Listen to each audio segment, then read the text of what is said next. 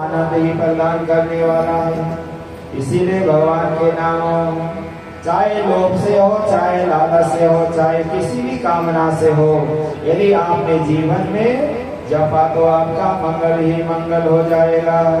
इसीलिए भगवान नाम जपना अति आवश्यक है। भाव को भाव अलख आलसो, भाव को भाव अलख आलसो, नाम जपत मंगल दिसि रसो, नाम जपत मंगल दिसि रसो,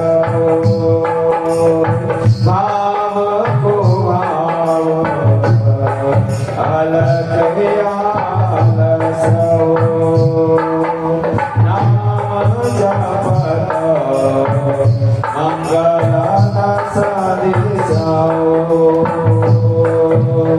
ऐसे भगवान श्री हरि का नाम जिनका जप करने से लोभ से हो, लालच से हो, भाव से हो, कुभाव से हो, यदि जिसने जप लिया उसका जीवन मंगलमय हो जाएगा। परीक्षित एक समय की बात बताते हम आपको। अजामिल नाम के ब्राह्मण महाज्ञानी हैं, महातपस्वी हैं, पर एक दिन जंगल की ओर जा रहे थे और वहां वेश्या आदि देखकर उनकी मलिन बुद्धि हो गई। उन्होंने अपने माता पिता परिवार सबका परित्याग कर दिया और वहीं जंगल में उन वेश्याओं के साथ रहने लगे। धर्म कर्म पूजा पाठ सब कुछ बंद कर दिया और वह संसार की वह कुप्रवृत्ति की ओर अग्रसर हो गए और जैसे ही बार बार वहीं रहने लगे और उनके एक जो वेश्या के द्वारा एक बालक का आखिर में जन्म होता है। महात्मा साधु संत वहां आए थे। उन्होंने कहा जब इस बच्चे का जन्म होगा इसका नाम नारायण रख देना। तो तुरंत जैसे ही वह बालक जन्म होकर उसके घर जब आया तो उसका नाम नारायण रख दिया गया। वह अजामिल जी महाराज हर समय उस बच्चे को बड़ा प्यार करते, सबसे छोटे बालक को।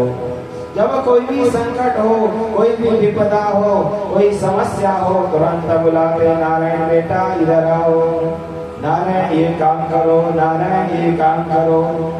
तो वहाँ ऐसे हर समय हर क्षण उस बालक का नाम उनके कंठ में बैठ गया और बार बार उसी बच्चे का स्मरण करते ही रहते हैं। परीक्षित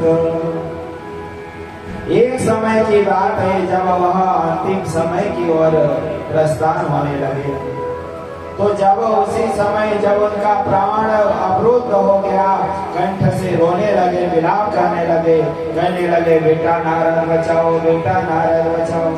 जब जीवन में इतना पाप किया था, इतना पाप किया था, अंतिम समय में जब एक राशि दूध पकड़ने के लिए आए, काले काले बड़े बड़े, इतने बड़े बड़े बाल, इतने बड़े बड़े नाखून है, इतने बड़े बड़े उनके दांत। जब वहां देखने लगे कि अजामिल जी महाराज रोने लगे, चिल्लाने लगे बेटा नारद बचाओ, बेटा नारद बचाओ। तुरंत भगवान श्री हरि के पार्षद भी दौड़ पड़े हैं और उधर से काशी दूध भी आए हैं लेने के लिए, क्योंकि जीवन में पाप किया है। पर मरते समय चाहे जाने में हो, चाहे अनजाने में हो, चाहे भगवान का नाम हो, चाहे बेटे का नाम हो, नारायण नाम तो लिया है ना। भगवान श्री हरि ने अपने पार्षद को भेज दिया, जाओ वहाँ हमारा भगत हमारी नाम पुकार रहा है। अब जैसे ही वहाँ दोनों की सेना पहुंच गई, दोनों के आपस में महायुद्ध हुआ। वह यमराज की सेना कहती है इसने पाप किया है, हम इसे लेने के लिए आए। भगवान श्री हरि के वह जितने भी पार्षद कहते हैं कि इसने अंतिम समय में भगवान का नाम लिया है, इसे हम लेने के लिए आए। दोनों की महाभयंकर युद्ध हुआ और आपस में जो देवदूतों ने वहाँ यमराज के दूतों को मार पीट के वहां से भगा दिया।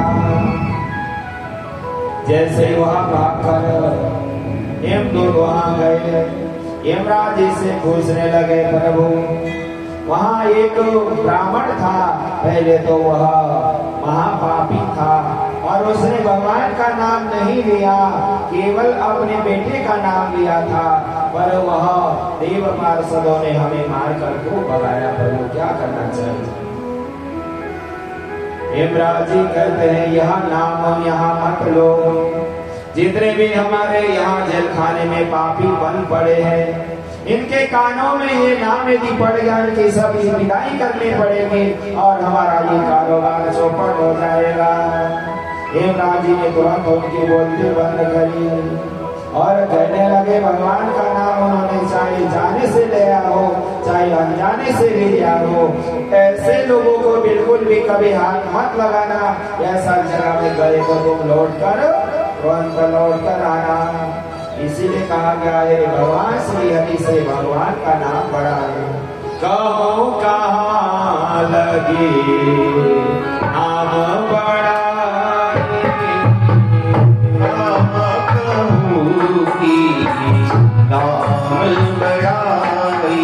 कहो कहाँ लगी नाम बड़ाई, कहूँ कहाँ लगी राम बड़ाई। राम न सकई नाम गुण गाई, राम सकई तेरी राम गुण गाई। राम न सकई नाम गुण गाई, राम सकई तेरी राम गुण गाई। नाम बड़ाई, बाबुल का तेरी नाम बड़ाई। राम न सकई नाम गुण गाई, राम सकई तेरी राम गुण गाई।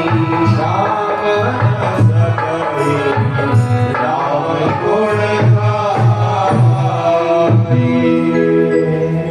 भगवान श्री हरि भी अपने नाम की महिमा नहीं जान पाए। एक समय की बात है जब भगवान श्री हरि वह लंका की ओर जा रहे थे, जब सीता हरण हुआ तो प्रभु श्री हरि वह पत्थर उठा कर रखते बहते जा रहे। जब देखा तो ये कारण क्या है, अन्य जितने भी लोग पत्थर में श्री राम लेकर जब वह पुल बना रहे थे तो पुल एकदम बन गया। भगवान श्री हरि ने केवल पत्थर में कुछ निशाने उठा कर रखे तो वह पत्थर नहीं बन, वह पुल नहीं बना। इसलिए जहाँ भगवान श्री हरि का नाम की महिमा, कभी कभी भगवान को भी पता नहीं उनकी महिमा का, किसी को भगवान को भी ज्ञान नहीं। भगवान श्री हरि को कितनों ने देखा होगा, कितनों ने दर्शन किया होगा, वो तर गए होंगे, पर नाम लेकर तो पता नहीं संसार के करोड़ों अरबों खरबों लोग नाम की महिमा के, उनके नाम जपते जपते भव सागर से तार हो गए हैं। इसलिए भगवान की नाम की महिमा वर्णन करना बहुत असंभव है। श्री यमराज जी कहने लगे एक बात ध्यान रखो, ये नाम की महिमा बड़ी पवित्र है, बड़ी मंगलमय है और इसे जानना समझना बहुत मुश्किल है। या कुछ ही लोग हैं जो नाम की महिमा को जान सकते हैं। केवल 12 लोग हैं जो नाम की महिमा जिसने आज तक धराधाम में जान लिया है और जिन्हें पता है कौन कौन है। स्वयं नारद शंभो कुमार कपिलो मुनया, प्रहलादो जनको विस्मा, बलिर्वैयासिके यमा, द्वादशैतेन विजानीमो धर्मं भागवतं वटा। ये 12 लोग हैं जो केवल नाम की महिमा का जानते हैं। इसलिए श्रीमद् भागवत महापुराण में 12 स्कंद है और वह 12 मंत्र अक्षर नमो भगवते वासुदेवाय का ही जाप होता है। इसलिए अन्य जीवों को प्राणियों को नाम की महिमा का ध्यान नहीं है, इसलिए ध्यान रखो, जहाँ भगवान की नाम की महिमा हो, जहाँ भगवान का कोई नाम ले रहा हो, उन्हें बिल्कुल भी हाथ मत लगाना। ये सारी बात यमराज जी अपने दूतों को समझा रहे हैं। तो दूतों ने प्रश्न किया है कैसे लोगों को लाना है। तुरंत कहने लगे ध्यान पूर्वक सुनो, कैसे लोगों को लाना है हम आपको बता रहे हैं। धर्मराज जी कह रहे हैं ये सारी बातें। जिह्वान भगवति भगवत गुण नाम चेतस्य न स्मरति तच्चरणारविन्दम् कृष्णाय नो नमते चिरये कदापि दानेन सदो कृतविष्णुकृतम् जिह्वान भगवति भगवत गुण चेतस्य न स्मरति तच्चरणारविन्दम् कृष्णाय नो नमते चिरये कदापि दानेन तमसो कृतविष्णुकृतम्। श्री धर्मराज जी कहने लगे हे दूतों ध्यान रखो, जिनकी जीवा से कभी भगवान नाम का गुणगान नहीं होता, जिनको भगवान ने हाथ दिया जो भगवान की सेवा नहीं करते, जिनको कान दिया है जिन्हें भगवान नाम की महिमा सुनने में अच्छा नहीं लगता, और जो भगवान श्री के चरणों में जिनका बंधन नमन प्रणाम नहीं है, और जो भगवान श्री हरि को देखकर विरोध करते हैं या भगवान की पूजा पाठ में बाधा डालते हैं, ऐसे पापियों को लाना है। जो भगवान श्री हरि का नाम लेता है और जो भगवान के चरणों में रहता है, ऐसे को कभी भी मत छोड़ना और छोड़ना भी नहीं है। और जो ऐसे पापी हैं जो भगवान नाम नहीं लेते, तुरंत पकड़ कर लाना है। इस प्रकार यमराज जी कहते हैं कि भगवान की शरणागति में जाने से अवश्य भी वह मंगल होगा। जो पापी है जो अधर्मी है हम उन्हें पकड़ते हैं, धर्मात्मा और भगवान के नाम वालों को हम छोड़ते भी नहीं। इसलिए भगवान श्री के चरणों में नमन करते हुए तेरी शरण में आके मैं धन्य हो गया, तेरी शरण में आके मैं धन्य हो गया, तेरी शरण में आके मैं धन्य हो गया, तेरी शरण में आके मैं धन्य हो गया।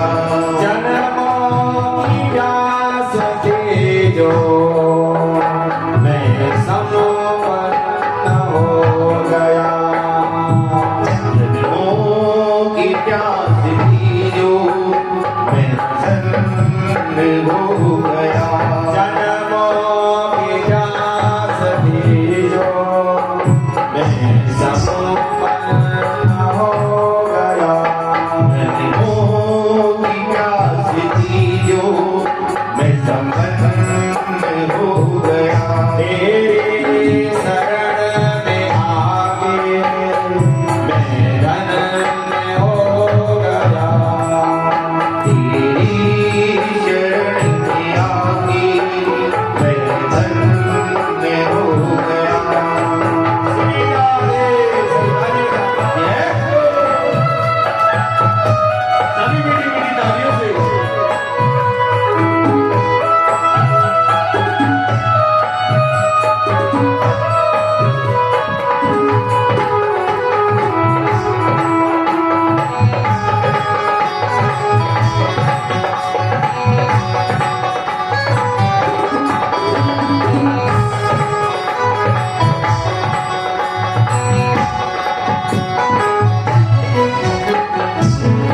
कितने मेरे आखिर यहाँ, कितने मेरे गरीब, कितने मेरे गरीब, कितने मेरे गरीब,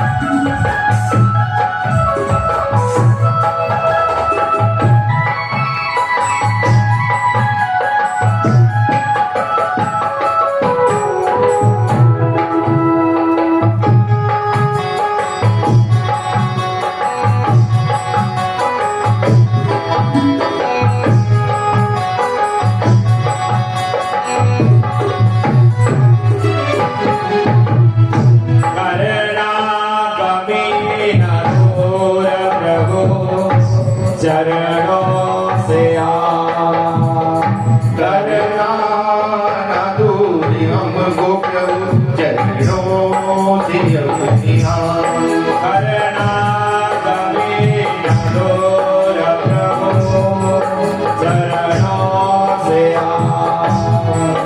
करना ना दूर हमको प्रभु चरणों से अपनिया चरणों के ही सहारे मेरा व्यापार हो गया चरणों के सहारे मैं हारे हो गया तेरी शरण में आके मैं धन्य हो गया तेरी शरण में आके मैं धन्य हो गया जन्मों के प्यास भी जो मैं संपन्न हो गया जन्मों की प्यास थी जो मैं संपन्न हो गया तेरी शरण में आके मैं धन्य हो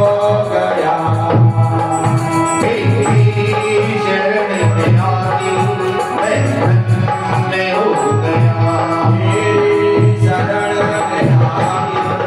मैं धन्य हो गया तेरी शरण में आके मैं धन्य हो गया जन्मों की प्यास थी जो मैं संपन्न हो गया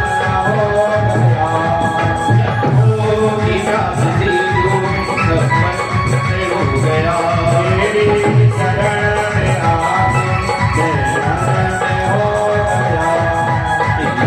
शरण में आके मैं धन्य हो गया तेरी शरण में आके मैं धन्य हो गया जय श्री राम जय जय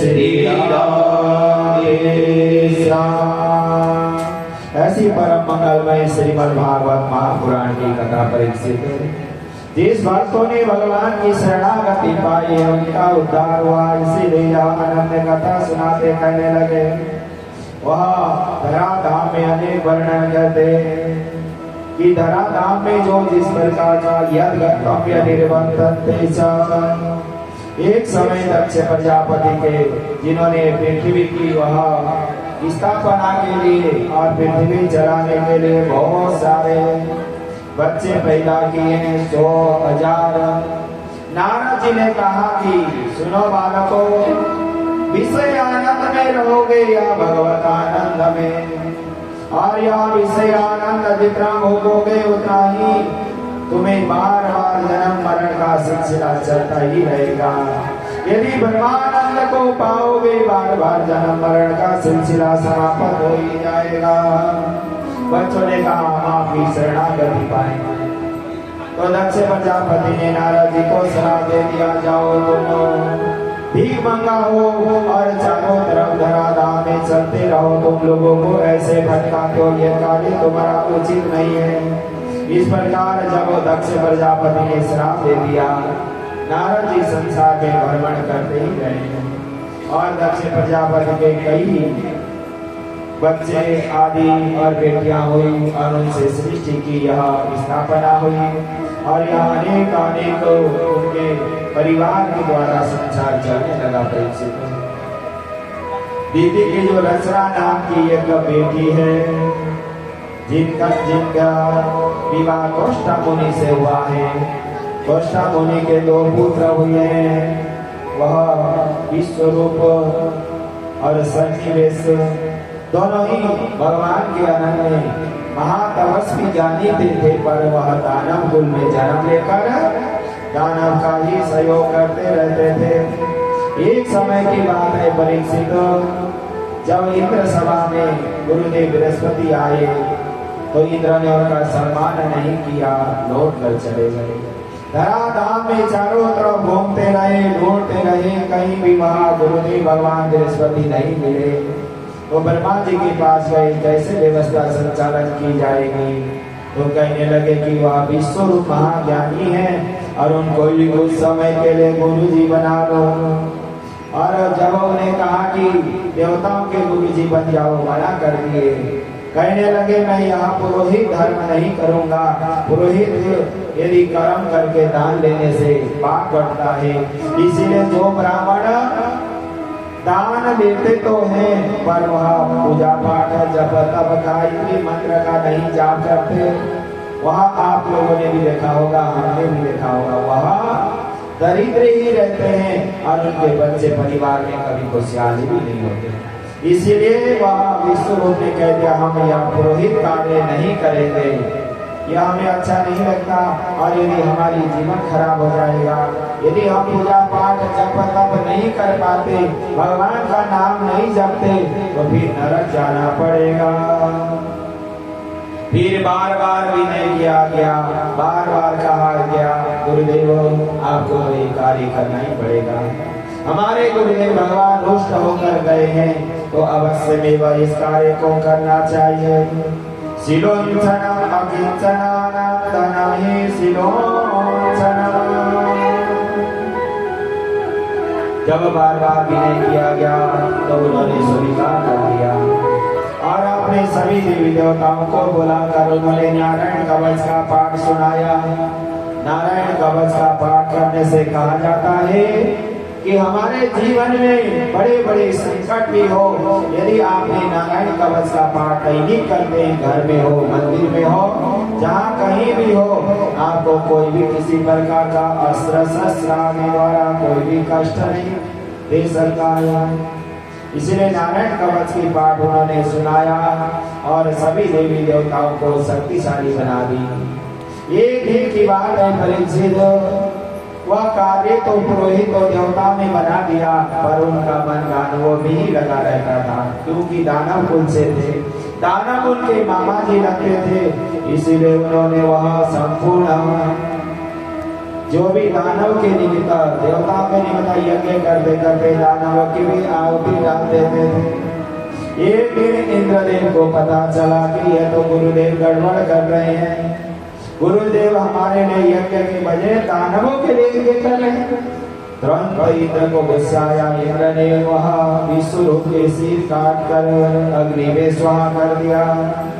अब इस प्रकार गुरुदेव भगवान का उन्होंने अपमान किया, त्वष्टा मुनि क्रोधित हो गए और त्वष्टा मुनि ने श्राप दे दिया, तुमने हमारे बेटे को पहले गुरुजी बनाया और जाकर अब अग्नि में स्वाहा कर दिया, ये तुमने बहुत अनर्थ किया इंद्र, तुम्हें ब्रह्म श्राप लगेगा। तुरंत इंद्र ने तो क्षमा याचना मांगी तो कहने लगे कि अब कैसे इससे मुक्ति मिलेगी। तो उसे 4 भाग में बांटा गया कि जो जिस प्रकार उन्हें इंद्र को किसी प्रकार का कष्ट न हो, सभी देवी देवताओं ने प्रार्थना पूर्वक इस कार्य को आगे बढ़ाया। त्वष्टा मुनि को क्रोध आया, तुमने हमारे बेटे को मारा है, अब तुम्हारे मारने के लिए हम यज्ञ करेंगे। और जैसे ही वह महायज्ञ प्रारंभ किया गया और यज्ञ से एक भयंकर जो दानव निकला और फल स्वरूप इतना भयंकर दानव निकला कि जो वृकासुर नाम का यज्ञ अग्नि से। अब उसने कहा तुमने हमारे भ्राता को मारा है और अब हम तुम्हें छोड़ेंगे नहीं। वह इंद्रदेव को पकड़कर ऐसे महायुद्ध चलने लगा। दोनों की युद्ध चलती रही कई महीने, कई 1 बरस बीत गया। और जैसे ही वृकासुर ने वहाँ इंद्र को अपने पेट में घटक दिया और वह इंद्रदेव जो इंद्र जी थे उन्होंने नारायण कवच का पाठ किया हुआ था और उसने वृकासुर ने पेट में जब वह ग्रहण करने के बाद भी उनकी मृत्यु नहीं हुई, क्यों? उन्होंने नारायण कवच का जो पाठ किया था उससे बचे रहे। वहाँ अंदर रहते रहते वह थोड़ा थोड़ा उसके शरीर को काटते रहे। 1 बरस बाद इंद्र पुनः उसके पेट से निकलकर बाहर आई परीक्षित। और भगवान की कृपा थी, भगवान का जो नारायण कवच का जो पाठ की शक्ति थी वह मरे नहीं और वह पुनः बाहर निकल कर आए और उन्होंने फिर प्रार्थना की इसका मृत्यु कैसे होगा और इसे कैसे मारा जाएगा। सभी देवी देवताओं के पास जाकर प्रार्थना की। सभी कहने लगे कि कोई ऐसे महात्मा हो जिनके हड्डी में साक्षात भगवान श्री हरि विराजमान हो, जिन्होंने जन्म से मृत्यु पर्यंत तक कभी भी भगवान का नाम न छोड़ा हो, जो भगवान श्री हरि के नाम में जो रमे हो, ऐसे महात्मा की हड्डियां लाओ और उनके अस्त्र बनाओ, तभी उसका इस दानव का पर वह मोक्ष प्रदान किया जाएगा। अब विचार किया जाए ऐसे धर्मात्मा महात्मा संत कौन है। पता चला कि महामुनि महापंडित दधीची महाराज जी गंगा किनारे तर्पित करते रहते हैं। हर समय हर क्षण हर पल तप करते करते उनके हड्डी में भगवान श्री हरि विराजमान है। अब सभी ने जाकर इंद्र ने कहा, हे प्रभु, धराधाम में यह दुष्ट ने आतंक मचा दिया, आप बताइए क्या करना चाहिए। दधीची मुनि कहने लगे, बताओ क्या करना चाहिए। कहने लगे, महाराज, ये हम आपकी हड्डियां लेने आए हैं, इसे अस्त्र बनेगा और उस दानव का मोक्ष प्रदान किया जाएगा। कहने लगे, अरे देवताओं, तुम दूसरे की हड्डियां मांगने आते हो, तुम्हें शर्म नहीं आती कि दूसरे की हड्डियां मांगकर अपनी सुरक्षा चाहते हो। ये तो अनर्थ किया तुमने, मजाक किया इस प्रकार दधीची मुनि ने। तो सभी ने कहा, प्रभु आप बात तो सही कह रहे हैं, पर आपकी इच्छा हो तो दीजिए, नहीं तो नहीं।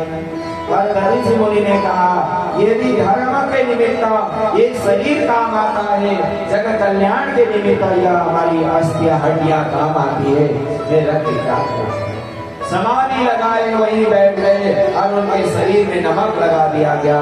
गौ माता ने उसे चाटते चाटते सारी शर्म खत्म हो गई और हड्डियां निकल गई और उन हड्डियों का जब लाकर अस्त्र शस्त्र बनाया गया और उन अस्त्र शस्त्र के द्वारा वह जैसे ही अब इंद्र नडने के लिए सामने गए तो तुरंत वह वृतासुर कहने लगा, हे प्रभु, अस्त्र को देखकर जहाँ भगवान श्री हरि विराजमान है, तो कहने लगा, प्रभु, ये अस्त्र शस्त्र तो मेरे प्रभु इसमें विराजमान है, मैं कैसे युद्ध करूंगा। कहने लगा, अस्त्र को देखकर वह एकदम भगवान की ध्यान लगाकर प्रार्थना करने लगा, अहम हरे तव पादये कमोलम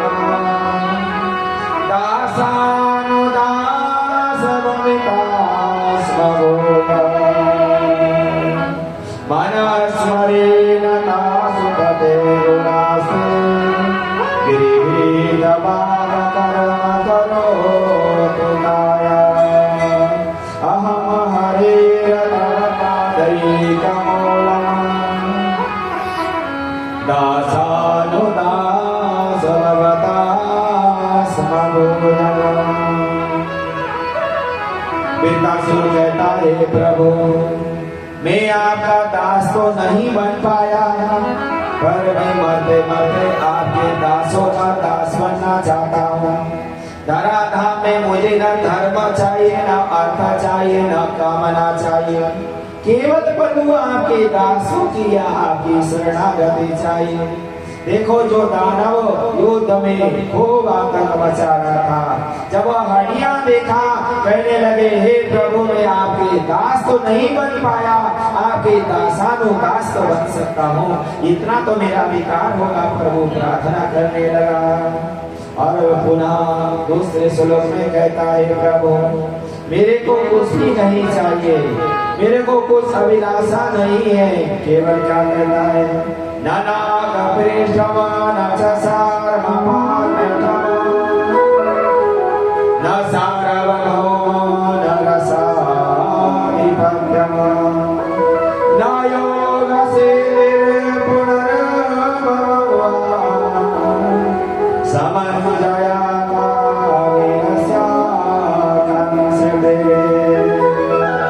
नानाक पृष्ठवान च पारमेष्ठम् न सार्वभौमो न रसाधिपत्यम्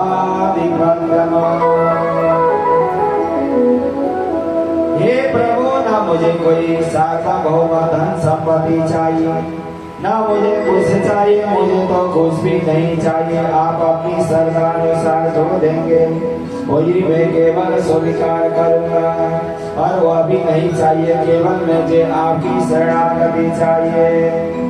इस प्रकार बार बार जब वह बंधन करता वह कहता है, विपदे स्मरणं विष्णु संस्मरणानि स्पर्शयत्। वृत्तासुर बार बार भगवान श्री को वंदन करते हुए प्रार्थना करने लगा। इस प्रकार तीसरे श्लोक में कहता है, अजात पक्षा इव मातरम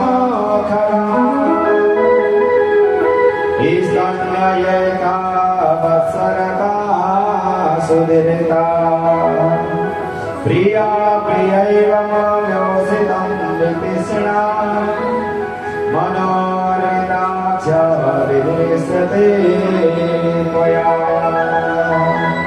हे प्रभु, मेरी रति और मति आपके चरणों में ऐसे हो। कैसे?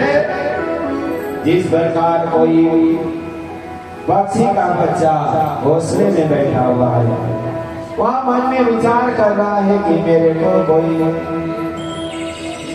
जीव जंतु न काटे और मेरी माँ जब आएगी मैं सुरक्षित होगा। उसी प्रकार वह वृत्तासुर भी कहता है, प्रभु मैं हर समय उसी प्रकार आपकी शरणागति और आपकी चरणों में मेरी रति हो और मेरी मति हो और मेरी गति हो, ऐसी कामना करता हुआ प्रार्थना करता है।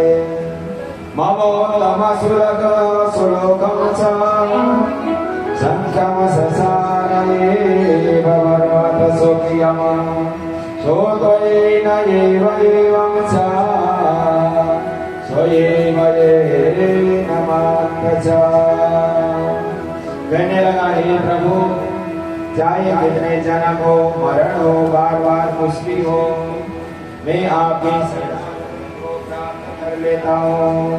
श्री कृष्ण गौर हरे मुरारी नाथ नारायण वासुदेव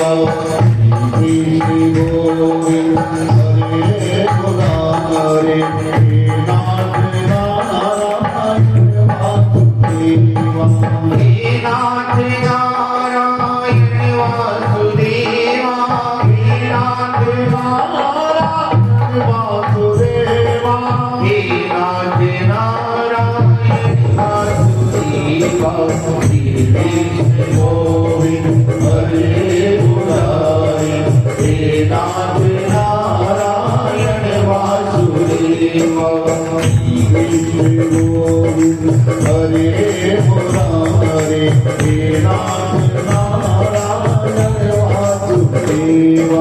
गोविंद मेरी यही प्रार्थना है, गोविंद मेरी यह प्रार्थना है, भूलो ना मैं नाम कभी तुम्हारा, भूलो ना मैं कभी तुम्हारा।